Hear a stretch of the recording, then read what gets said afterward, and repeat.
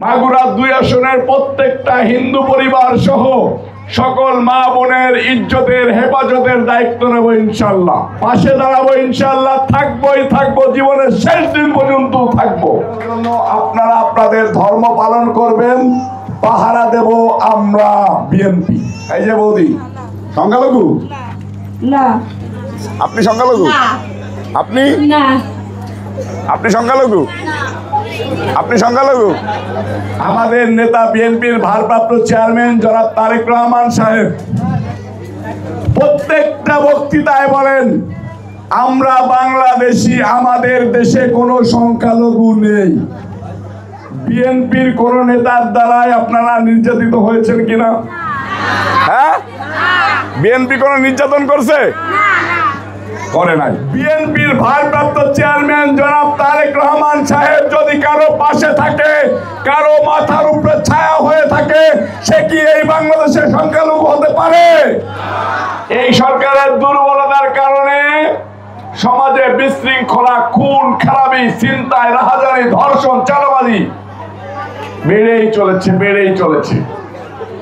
তখন বিএনপির ভারপ্রাপ্ত চেয়ারম্যান জনাব তারেক রহমান সাহেব মনে করলেন, এই বাংলাদেশে এখন একটা উৎসব চলতেছে হিন্দু সম্প্রদায়ের, সেখানে তালকড়িতে দুইটা গ্রাম মিলে একটা পূজার উৎসব হচ্ছে, সেখানে হাজার হাজার লোকের সমাগম হবে।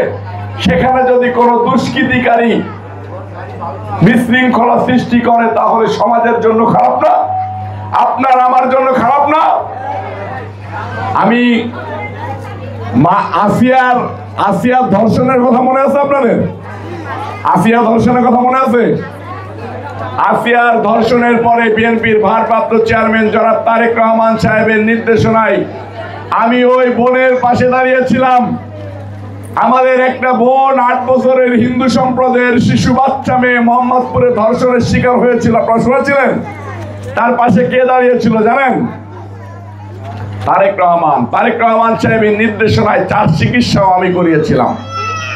আমি তখন বলেছিলাম, মাগুরা ২ আসনের প্রত্যেকটা হিন্দু পরিবার সহ সকল মা বোনের ইজ্জতের হেফাজতের দায়িত্ব নেব ইনশাআল্লাহ।